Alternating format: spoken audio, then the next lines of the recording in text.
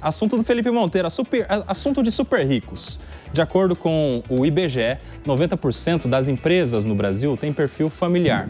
Essas empresas empregam 75% da mão de obra no país e respondem por mais da metade do PIB. Mesmo diante desse desempenho relevante, um estudo do Banco Mundial apontou que apenas 30% das empresas familiares chegam até a terceira geração e só 15% sobrevivem à sucessão de 3 gerações.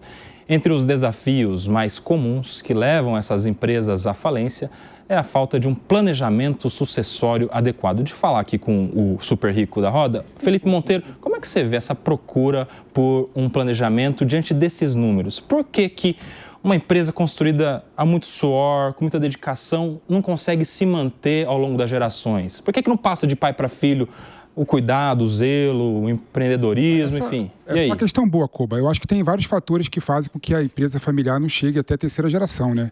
E um deles é briga entre herdeiros, né?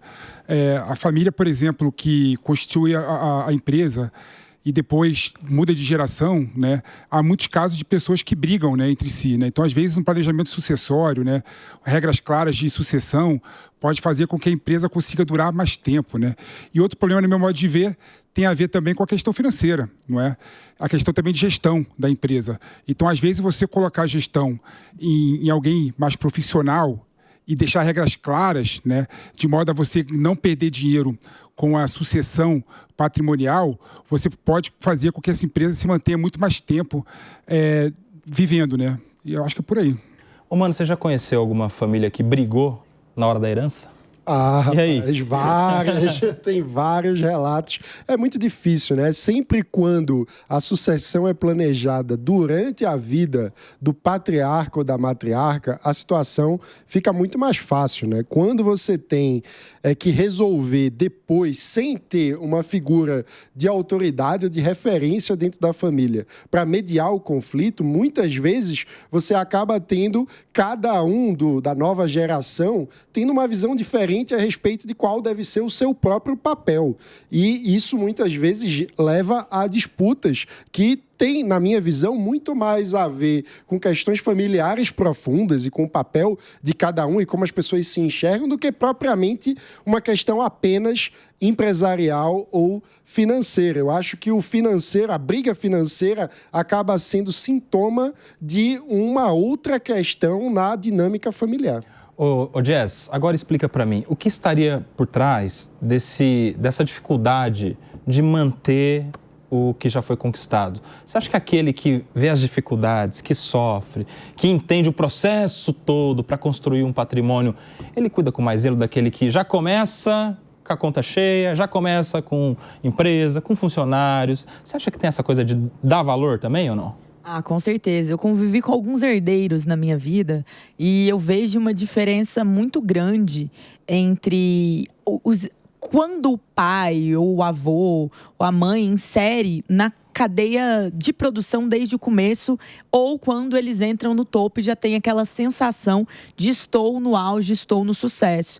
E eu acho que isso tem muito a ver com o trabalho duro mesmo, né? Porque quando você tem ali um patrimônio, você tem uma empresa que dá certo e você pensa que aquilo sempre vai dar certo, existe um certo conformismo, Koba, eu acho que é essa a palavra. E nessa conformidade, eles acabam muitas vezes gastando mais, com regalias, de fato, não se aprimorando em termos técnicos. E quando você olha para quem está construindo, quem veio às vezes de baixo e veio construindo com uma certa dificuldade, isso faz valorizar mais, tomar mais cuidado, reavaliar as decisões. Então eu acho que quando a gente está falando de sucessão empresarial, o filho, o neto, a filha, ele precisa ter um preparo e ter qualidade. Tanto é que a gente também vê grupos, empresas que às vezes optam. Tem uma série aí que mostra bem isso, Succession, que optam por não passar, ou não passar, não vou dar esse spoiler, né? Mas já deu. Pra quem tá ali. Mas já faz tempo, né? Quem não viu, não viu. Mas não passar pra quem tá na família por conta dessa ausência de preparo, muitas vezes. Agora, o Acácio, não é à toa que o mundo do direito está também apresentando algumas soluções e está havendo uma grande procura por prevenir contra esses dados, esses números que estão aqui embaixo na nossa tela, né? Koba, a gente tem uma cultura do Brasil, não sei se do Brasil propriamente, mas do latino, que é uma confusão, uma certa personalização das pessoas jurídicas, né? As pessoas têm diferença, têm dificuldade em separar o que seja pessoa jurídica e o que seja pessoa física. E tamanha a problemática que isso tem gerado nos últimos tempos, que a gente tem visto, não via até pouco tempo no Brasil, hoje a gente vê a questão do planejamento sucessório e também a questão da blindagem patrimonial. Acho que são dois dos temas que têm mais evoluído no direito de família, no direito sucessório, exatamente por conta de todos esses problemas que nós temos. E acho que a gente tem que somar a isso o fato de nós termos uma economia não tão estável assim e de nós não termos tanta segurança jurídica no Brasil. Uma regra que hoje funciona da forma A, amanhã pode funcionar da forma B, e isso no setor empresarial, essa falta de certeza, essa falta de planejamento, pode ocasionar uma série de problemas. Olha só, para a gente entender melhor todo esse debate, a gente está tendo a honra de receber aqui no Tá na Roda deste domingão de Páscoa, advogada especialista nesse assunto, a doutora Mariana Arteiro, que é justamente a advogada que a turma está procurando aí para resolver esses problemas. Mari, bem-vinda ao Tá na Roda, é um prazer, uma honra enorme te receber. Você vê que eu tô caindo porque tá caindo tudo aqui junto comigo, né? Mas vamos lá. Mari, você que é a advogada que os ricos procuram para resolver esses problemas, esses BOs. Como é que você recebe no seu escritório essas pessoas? Elas chegam de que forma? São preocupadas em manter a paz familiar? São preocupadas em manter aquilo que conquistaram a duras penas? Explica pra gente. Bom, Koba, na verdade são várias as preocupações das famílias. E nada como um domingo de Páscoa para a gente falar nesse tema em que as famílias estão reunidas e se encontram nesses momentos.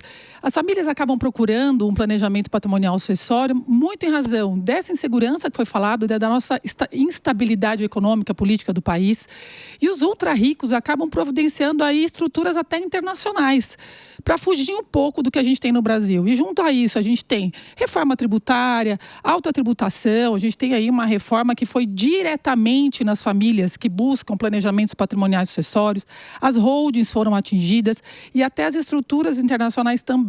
Então, esses ultra ricos, ou as pessoas que querem manter a boa convivência familiar, poder providenciar uma herança com mais tranquilidade, pagando menos imposto, né, reduzindo litígio em momento de morte, por exemplo, do patriarca ou da matriarca, eles não estão parados, estão aí se atualizando e buscando os caminhos legais para poder criar estruturas seguras. Isso aqui é legal você estar falando, viu? Os caminhos legais. Sabe por quê? Quando a gente ouve falar de blindagem patrimonial, tem uma impressão de que é algo fora da lei, está escondendo patrimônio, está fugindo do governo, da Receita Federal. Explica isso para a gente, porque eu acho que isso é importante deixar claro. Quer dizer que a legislação, ela autoriza alguns métodos que protegem o patrimônio e isso tudo de acordo com a lei, é isso? Isso mesmo. Na verdade, esse termo blindagem patrimonial para os profissionais da área é um termo que a gente nem utiliza, porque dá aquela sensação de que a empresa é inatingível, que basta eu colocar meu patrimônio dentro de uma pessoa jurídica, dentro de uma empresa, que nada vai chegar nele.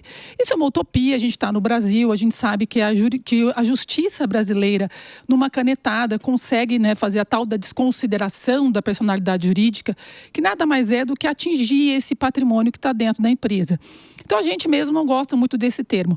Mas criar uma empresa para proteger patrimônio é lícito. A gente tem a Lei da Liberdade Econômica que prevê essa estrutura. Então, não há nada de ilicitude. É que as pessoas confundem o fato de que certas pessoas aí no passado criavam essas holdings familiares, as offshores, saíam do Brasil com o patrimônio. Se eu ver esse termo, você lembra de CPI, né? Você lembra de pois é, lembra alguma coisa política, né? Isso. Mas, na verdade, essas estruturas não são ilícitas. Muito pelo contrário, são previstas em lei e muito bem utilizadas, acabam salvando bastante patrimônio e a paz familiar também. Você viu a gente brincando aqui que a gente tem um super rico, que é o Felipe Monteiro, tá com a gente. Eu vou trazer ele para conversa, justamente para entender, Pepe, você tem lá seu patrimônio, seus milhões. Qual que é o primeiro passo na hora de organizar uma proteção familiar, para ele cuidar lá do dinheirinho da família dele, da herdeira dele, que está nos assistindo nesse domingão de Páscoa? Fala aí, Pepe, você já está pensando nisso? Ô, Cobinha, duas coisas. Primeiro, que eu não sou super rico, gostaria de ser, não é? E segundo, que se eu tivesse dinheiro dessa monta, eu ia gastar tudo em vida, não tô nem aí. Ah, tá certo. Ia botar no bolso, ia botar na conta corrente, ia gastar tudo com birita. Mas você tá gastando, né? É que quem conhece sabe, você tá gastando, né, Pepe? Vou até falar com a minha filha, já que tem 10 anos de idade, quando ela entender essa conversa, e filha, você vai ter nada, meu. Tem só meu sobrenome. É um planejamento. Tá tudo é um planejamento. Mariana, tem 2 perguntas para você, né? A primeira é a seguinte, né? Primeiro, a gente fala em planejamento sucessório, né? E da ideia que tem que ser super rico para fazer planejamento sucessório e tem que ser dono de empresa familiar para fazer planejamento sucessório. Dá para você fazer planejamento sucessório sendo pessoa física? Essa é a primeira pergunta. A segunda pergunta é como é que uma empresa familiar se defende das inaptidões dos herdeiros? Se os herdeiros, por exemplo, não querem assumir a empresa, né? Eu quero jogar futebol, eu quero, sei lá, fazer cinema. Até tem um cara que é dono de família quero rico, vender né? miçanga na praia. Por exemplo, o Valtinho Salles quer fazer cinema, né? O João cuida da rua de familiar dele. Tem como, por exemplo, caso não tenha um herdeiro, né, com aptidão para fazer um negócio, tem solução jurídica você criar uma blindagem patrimonial, planejamento sucessório e colocar uma pessoa profissional para gerir a riqueza e esses herdeiros ganhem dividendos ou ganhem outro tipo de remuneração? Na verdade, as pessoas acreditam, e isso é muito comum, achar que planejamento patrimonial sucessório é só através de holding, ou seja, só criando uma empresa, transferindo bens, e não é só isso. Existem mais de 20 instrumentos em que a gente pode utilizar para a mesma finalidade. Então, às vezes você tem a pessoa que tem um único imóvel, ou 1 ou 2, não vale a pena ela criar uma empresa, uma estrutura empresarial para poder receber esse patrimônio. Existem outros instrumentos, doação, testamento, procuração em causa própria, seguro de vida, previdência, tem várias formas de você planejar a sucessão. E com relação à proteção da empresa, né, frente àqueles herdeiros que não querem ser sócios, isso é mais comum do que você imagina. Então, a sugestão é que acabe se profissionalizando a administração da empresa. Uma vez que essa empresa tem uma remuneração que vem, sei lá, locação de bens, ou até uma operação mesmo da empresa, profissionalizar, colocar pessoas do mercado que saibam tocar este negócio é um ótimo caminho. E aí você assegura que aquele herdeiro vai receber a distribuição de lucros, né, os dividendos daquela empresa e poder, né, sem sequer participar da administração. Então, não quer dizer que ser herdeiro e sócio necessariamente tem que ser o administrador da empresa. Deixa eu ver se eu entendi direito. O cara tá aí, ó, você que está assistindo em casa, você que está aí agora na nossa audiência, olha bem para a cara do seu herdeiro, você fala, esse aqui não tem condição não, esse aqui, no dia que eu morrer, ele acaba com tudo. Você tem jeito de deixar claro lá no planejamento de que, ó, o dia que eu morrer, vai contratar um gestor, tem que ter pós em administração, em gestão, em MBA, tem que ter lá o requisito para ser um administrador profissional. E o herdeiro não chega nem perto, até vive do lucro, mas não chega nem perto. É tipo isso. Você sabe que um dos grandes... O que eu estou destruindo de sonho agora dessas adolescentes, desses jovens nos assistindo em casa? Eu falo que a grande chave, quando a gente fala de empresas, Nelson, na verdade, é a governança. É você poder criar estruturas e colocar ali à vontade de todo mundo. Então, não é só você abrir empresa, fazer um contrato social e sair escrevendo as cláusulas, não. Chama todo mundo à mesa, faz um acordo dos sócios, preveja ali como que a empresa vai ser gerida, como ela vai caminhar dali para frente, o que esse pai e essa mãe querem, né? O patriarca, a matriarca, o que esses herdeiros querem. Porque às vezes você tem herdeiro que não quer entrar aqui na empresa, fala, não quero participar disso. O dia que meu pai morrer, eu vejo lá o que eu faço. Então ele não quer participar. Então esse pai vai ter que fazer uma reserva fora da empresa para esse filho. Então veja, tem que ser respeitadas essas vontades. A gente não pode ignorar o fato de que você tem o herdeiro, como se brincou ali, Sim. que quer fazer miçanga na praia, não quer participar do trabalho da empresa. É o direito dele, né? Sim. E lá na frente a gente vai usar outros instrumentos para que ele não seja preterido, deixado para trás aí nesse planejamento. Fala aí, Mano Ferreira. Eu estou na dúvida com o seguinte, tem prazo de validade para o planejamento sucessório? Ou seja, digamos que tem alguém que tem um grande patrimônio, ele deseja que a empresa continue com alguns princípios específicos, ele coloca isso no seu planejamento sucessório. Mas até quando isso vale? Isso vale para o neto? Isso vale para o bisneto? Como é que funciona isso? Até porque muitas vezes diversos mercados ao longo dos anos passam por alterações muito importantes de modelo de negócio que exigem alguma flexibilidade, né? Como é que funciona isso? Tem prazo de validade? Você sabe que existem estruturas em que a gente já consegue abraçar, inclusive, netos e bisnetos. Já consegue esse patriarca deixar desenhado toda uma rede de sucessão, beneficiando aí várias gerações. A gente tem doações intergeracionais que podem acontecer, respeitando aí algumas regras da lei. Então, se elas forem bem previstas, você consegue estender os benefícios dessa empresa, por exemplo, se for o caso de uma empresa patrimonial familiar, até as gerações futuras. Tudo que é muito bem desenhado e planejado, em consenso com todos os participantes do planejamento, não há por que dar errado. E não há um prazo de validade. E essa é uma das vantagens do planejamento. Quando você tem uma empresa, a empresa não morre. A pessoa física tem, né, período de vida. A empresa não. Ela vai sempre sobreviver se for bem gerida e tiver um plano bem desenhado e, lógico, uma ótima governança também. Agora a sua vez, Jéssica Peixoto. Então, a minha pergunta é mais sobre os erros, né? A gente tem visto cada vez mais famílias buscando o planejamento, alguns casos mais tardios, outros não. Nós vimos aí essa matéria que trouxe também que apenas 30% das empresas chegam até a terceira geração. Então, doutora, a minha pergunta é: qual é o erro mais comum que as famílias cometem na hora de buscar esse planejamento sucessório e como evitá-los? Quais seriam as dicas? É fazer antes? É conversar? Porque eu imagino que às vezes as matriarcas e patriarcas fazem sem sequer consultar diretamente aqueles que herdarão aquele planejamento. Então, eu queria saber sobre esses erros. Eu acho que, de novo, a gente volta naquele ponto da governança, né? Governança nada mais é do que são as regras de como como vai ser gerido esse patrimônio dentro da empresa.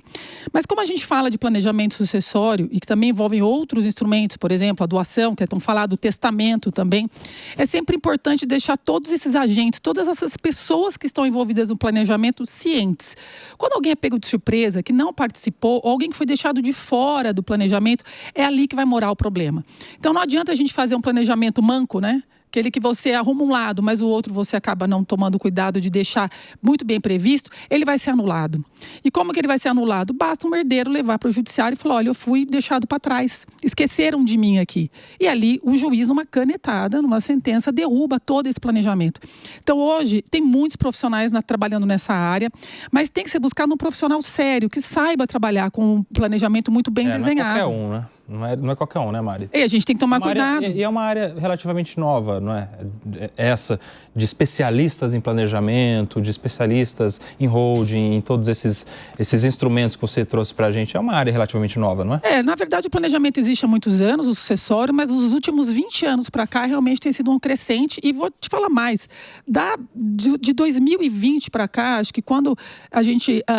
principalmente com a reforma tributária agora, foi um boom, né, de planejamento, as pessoas estão muito preocupadas em economizar impostos, e quando a gente fala de empresas familiares patrimoniais, a gente está falando de empresas que recebem imóveis, e com a reforma tributária, esses tributos, né, o custo tributário dessas empresas vai explodir, a gente vai ter um aumento muito Dá um exemplo pra gente, dá um exemplo, eu quero entender, para quem está em casa aí, por exemplo, quem não fez nada de planejamento, quem não buscou ali adequar a sua situação tributária, depois que vier a reforma, quanto que ela vai pagar e se ela se planejar, ela consegue economizar quanto? Dá aí mais ou menos uma ilustrada para a gente entender. Com a reforma tributária, as pessoas que viviam, por exemplo, de locação. Então, se você tem lá os seus imóveis que hoje você aluga, você paga o imposto de renda sobre o que você aluga. Então, se eu recebo lá uma locação de R$2.000, eu pago meu carnê-leão limitado ali a um percentual que está no imposto de renda, uma média mais ou menos, 7,5%, 15% ali de imposto de renda. Isso pode chegar até 27,5%, dependendo do tanto que você recebe de locação. Que é o imposto da pessoa física, né? Isso, a pessoa física. Com a reforma tributária, você vai pagar não só o imposto de renda, mas aquelas pessoas que têm mais de 3 imóveis alugados e uma renda anual de locação acima de 240 mil, vai pagar também o IVA dual, que é o IBS e a CBS, que são impostos que não existiam antes da reforma tributária. Então, se você for somar todos esses impostos, para quem chega na alíquota teto, 27,5%, isso vai passar para mais de 35% de alíquota. Então, realmente... Mais de 1/3 fica com o Estado. Vai ficar com o Estado. Agora, se você trabalha isso dentro de uma empresa patrimonial, que vai fazer a gestão desses bens, a alíquota é muito menor. A gente vai girar ali em torno de mais ou menos uns 19%, é o que está previsto. Lógico, tem redutores, tem maneira de você reduzir, mas em qualquer forma de cálculo, para quem vive de locação de imóveis, com toda certeza, certeza vai ter um aumento tributário. Então, cuidado. Aquela pessoa física que não está prestando atenção nas regras tributárias, que vem envolvendo os imóveis de locação, certamente vai pagar muito mais impostos. Agora, tem uma certeza. Isso vai refletir diretamente nos contratos de locação e os inquilinos vão acabar recebendo esta bomba no colo. Você vê, né? Você vê um exemplo. Pois não. Fala. De deve, eu quero fazer planejamento sucessório. Ah, tá vendo? Tá vendo? Pepe, você é um fanfarrão, meu amigo. Vamos lá, vamos ouvir o Acácio Miranda também. Doutora, nós falamos bastante sobre planejamento sucessório, mas a questão da blindagem patrimonial está aí na tela, no VT. O que é a blindagem patrimonial e se em algum momento, se em alguns termos, ela pode ser considerada ilícita na nossa legislação? Não é pro cara sair dando calote e achar que vai ficar de boa, né, Mariana? Pois é, o calote ainda não é protegido no Brasil, apesar da gente saber que a gente tem uma justiça bastante morosa, bastante, claro, né? Ela não caminha na velocidade que a gente gostaria. Então, a blindagem, na verdade, criaram esse termo dando aquela falsa sensação de que transferir o patrimônio para dentro da empresa, se a pessoa física, ou seja, o sócio da empresa, poderia quebrar. Se tiver uma inadimplência, pode quebrar, que não iria atingir o patrimônio dele dentro dessa empresa. A gente sabe que o patrimônio da pessoa física está separado do patrimônio da pessoa jurídica. Então, se eu sou sócia de uma empresa e passo por um momento de dificuldade, em que eu vou responder processo judicial, porque eu estou devendo aí na praça, pode ser que o juiz entenda que aquelas cotas que eu tenho como sócia dentro da empresa possam ser penhorados. Mas os bens que passaram a ser da empresa não serão. E aí, esta regra acabou levando a sensação de que há uma proteção inatingível dentro do planejamento patrimonial através de pessoa jurídica. Mas, principalmente, quem tem dívidas trabalhistas já deve ter visto ou conhecido alguém, né? A gente vê muito na praça acontecendo. Um devedor trabalhista que faz esse planejamento e faz o que acha que é uma blindagem patrimonial, fica devendo, né? Deve aí uma relação trabalhista, não paga, né? No judiciário. E aí vem um juiz trabalhista e sentencia que vai atingir sim aquela empresa. Por quê? Porque se entender que isso foi constituído para simular alguma situação ou fraudar algum credor, tudo cai por terra. Então, realmente, a blindagem é uma utopia diante do que a gente tem no judiciário brasileiro. Quer dizer, não tem espaço para fraude. Quer fraudar, não é... Pode acontecer que ele ganhe um pouco de tempo, né? Que até que chegue nos bens da empresa, dê tempo ali dele se reorganizar, parcelar essa dívida, acabar resolvendo. Então, cria um pouco mais de proteção, sim, porque ganha tempo. Agora, falar que é inatingível, aí realmente não é uma verdade. Agora, Mari, para fechar, uma coisa que a gente vê as pessoas falando bastante também é a coisa de antecipar a herança com doação e usufruto, que é de permanecer ali usufruindo do bem, seja para moradia, seja para viver da renda daquele bem, daquele imóvel, geralmente. Como é que você vê essa questão e tem alguma novidade em relação a isso também? O interessante é que muitos pais doam os imóveis em vida e reservam o usufruto. O que é reservar o usufruto, né? Ele doa a propriedade, mas ele pode ficar utilizando aquele imóvel. Mas se esquece que uma vez que ele doa para o filho poderá vender esse bem. E algumas pessoas podem colocar uma proteção maior. Falar, eu vou deixar travado ali para que ele não venda enquanto eu estiver vivo. Mas a gente não sabe o dia de amanhã. Se você passa por uma dificuldade, precisar se valer daquela venda do patrimônio através do filho, não vai conseguir fazê-lo. Então, essa doação em vida só reservando usufruto não é a proteção de tudo. Existem outras estruturas mais inteligentes, mais eficientes, que podem trazer o mesmo benefício. E aí a gente sugere que seja feito através de uma empresa patrimonial, se tiver um patrimônio que justifique tamanho movimento.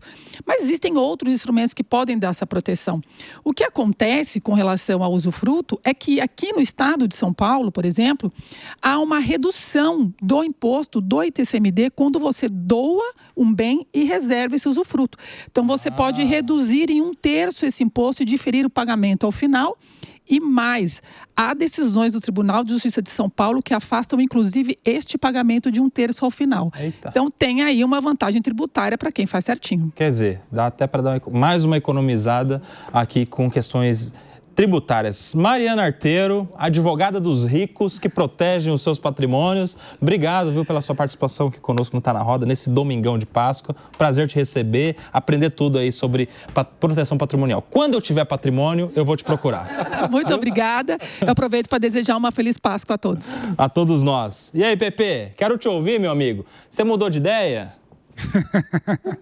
Não, se eu tiver patrimônio também, farei também. Se eu tiver, olha o nível das coisas que nós temos. Mas aqueles que gastam primeiro para dar um jeito de pagar depois, Mas como é que vai construir patrimônio? Mas eu sou uma pessoa muito rica de amigos, graças a vocês. Se eu tiver patrimônio, nem parece que eu fui bebe um vinho de 2 aniversário contos, dele. todo dia é um vinho de 2 contos e um charuto caríssimo, o Felipe Monteiro. Você segue o Felipe Monteiro nas redes sociais? Vai lá. Como é que é, Pepe? Já deixa seu arroba aí. Você vai ver onde ele esteve ontem, nesse sabadão, onde ele acompanha a vida do Felipe Monteiro. Como é que é? FN Monteiro. FN Monteiro. O super rico do Tá na Roda. Super rico mesmo. Interessante, né, Cássio? Essa mudança que a gente está vendo aí no direito, no universo jurídico, nos tribunais a respeito da proteção patrimonial. É uma herança da common law, né? Você brincou com os nossos 2 representantes de Harvard, mas isso já é mais enraizado no direito norte-americano, né? Inclusive, há a crença que nos Estados Unidos não há herança por conta das questões tributárias deles, por conta das regras deles. Então, eles acabam constituindo sociedade exatamente para facilitar esse processo de transição. E nós, acompanhando essa cultura, no meu entendimento, corretamente, a gente vai modernizando a nossa legislação e, consequentemente, vai modernizando a nossa sociedade e as nossas empresas.